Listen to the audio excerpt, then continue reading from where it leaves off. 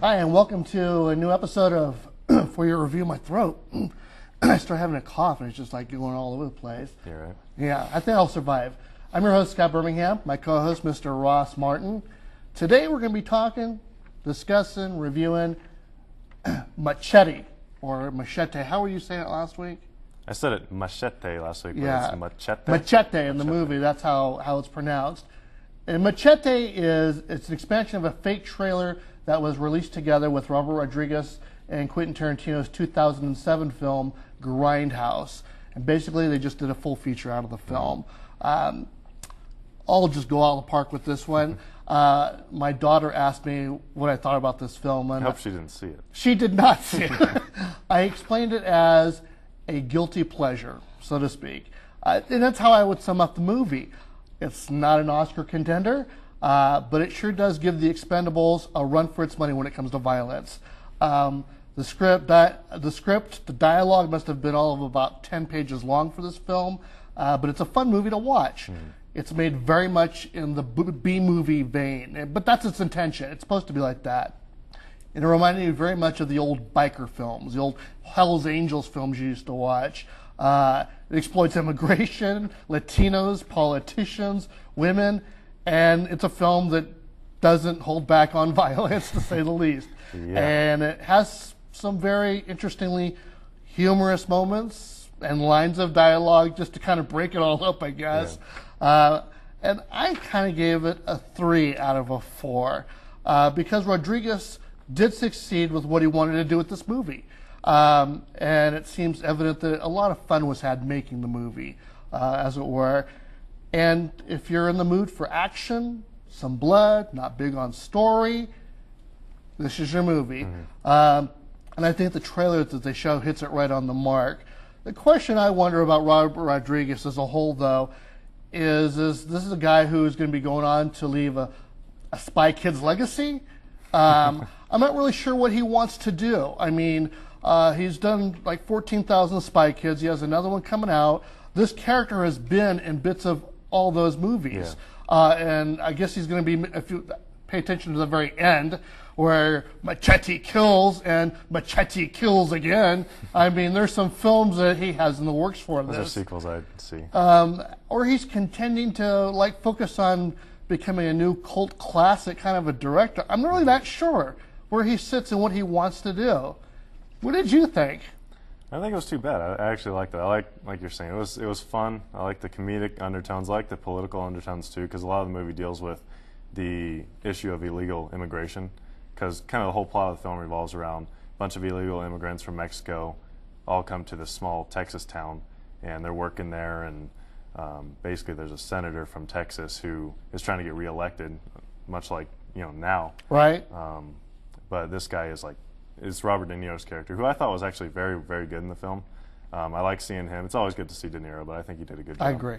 So he's a Texas senator trying to get reelected, but he's like trying to enforce this illegal immigration, and Machete gets hired to basically assassinate him, and that's just like the first 20 minutes of the movie. I'm not really spoiling anything, but I liked it. It's overly violent. I mean, I was in the first 10 minutes of the movie. I mean, the first scene, he goes into a house to like rescue a girl. And the first 5 minutes of the movie sets the whole film up, really. He cuts like 6 people's heads off with a machete. Just, I mean, remember he was like spinning around in a circle and he cut like 4 people's heads off. I was like, ugh. But it's kind of funny. I mean, I'm sure this guy's it's not done in a very violent vein.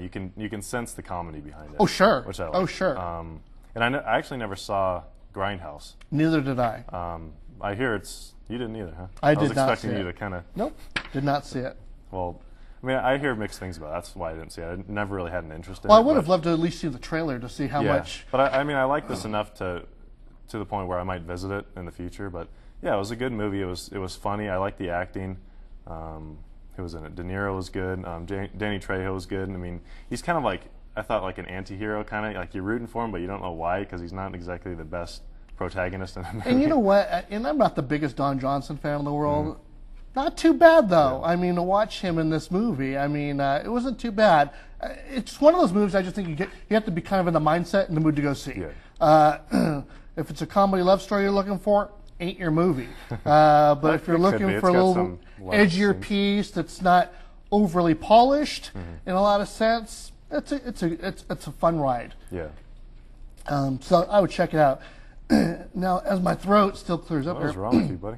I don't know. Some behind the scenes, or behind the screens as I like to call it, or sometimes the story behind the film is more interesting than the film you go to see. According to Rodriguez, the origins of the film go back to Desperado when he was doing it. He says, when I met Danny Trejo, I said, this guy should be like the Mexican Jean-Claude Van Damme or Charles Bronson, putting out a movie every year, and his name should be Machete. Chris Cooper, the actor, was approached for the role of Senator McLaughlin.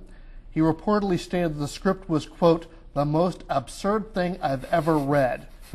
Robert De Niro portrayed McLaughlin, like we said, instead. And what he said was, what I liked about the character, that it was a fun thing to do in a sense of irony. And it's not taken seriously.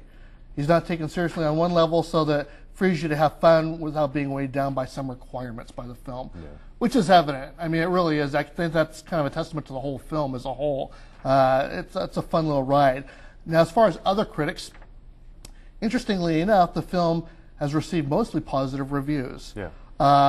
Review aggregator Rotten Tomatoes reports that 73% of critics have given the film a positive review based on 99 reviews, with an average of 6.4 out of 10.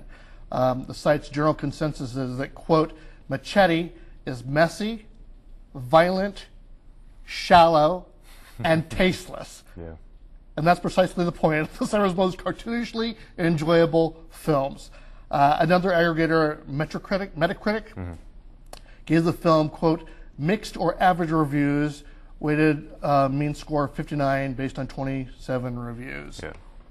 So people aren't necessarily jumping out of their seats, but it's an interesting movie to see just because it's got, like, the cast is so deep. There's a lot of people that make almost cameos. Steven Seagal's in it, but he's in like 2 scenes. He doesn't really do much. Right. Robert De Niro's in it. He was in a lot more of it than I thought, as well as I was surprised. Yeah, Jessica Alba.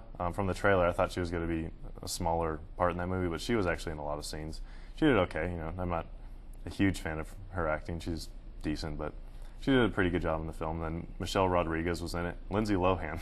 Well, you know, it's funny. Danny Trejo doesn't look like necessarily a sex symbol kind of a guy. Trejo? Yeah. We'll just call him Danny, like he's our neighbor. That's fine. We'll call him Machete. Our neighbor Danny. Machete. We'll just call him Machete. Yeah. Well, you know, he doesn't actually have all the looks of a sex symbol per se. Oh, he does. I said something here, Ross.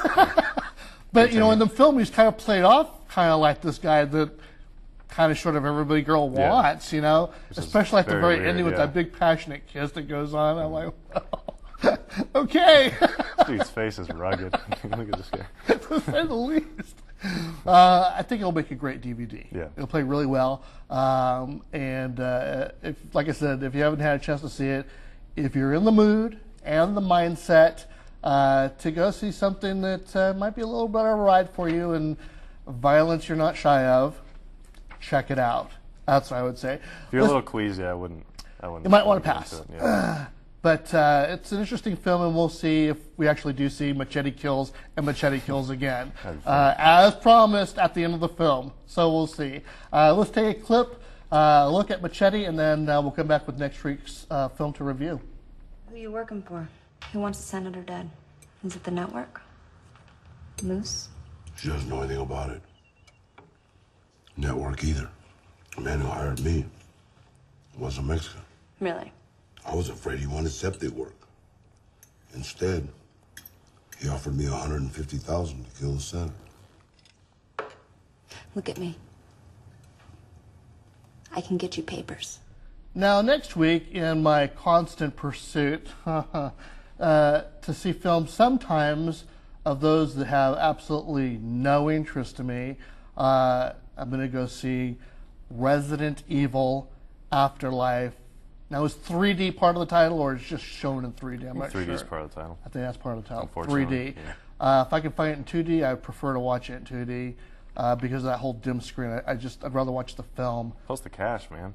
Expensive. I know. So we'll check it out. Ross is kind of on the fence on this one. See, I haven't seen any of the others. So Neither have I. So leave us some comments and tell me if the first. What's this? Is it the fifth one or? I don't know. Whichever one it is, tell me if you need to see the other ones. I might. If you have to see all the ones that. Is it a must to understand the whole storyline? Again, we'll go back to my thing of every movie. If you're a Resident Evil fan, tell me if I need to see it. If I do, then. And the interesting thing is, and I didn't know they were doing this, was re-releasing that whole vampire movie. What's it called? The one that we reviewed several months ago. The whole Twilight. Thank you. I don't memorize them. So the one that was just released several months ago, they're doing a re-release of it today.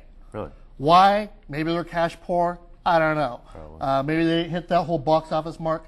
I don't know. Just saying, I was a little surprised. I had no idea they were planning to re-release it. Surprised and excited you're going to see it again. Well, Avatar might have been cash poor too, apparently. Yeah. Because they released that, but I didn't see it on the little box office meter at all. Anyway, we'll see how Resident Evil does. Afterlife, it's called. We'll come back next week and talk about that. Until then, I'm your host, Scott Birmingham.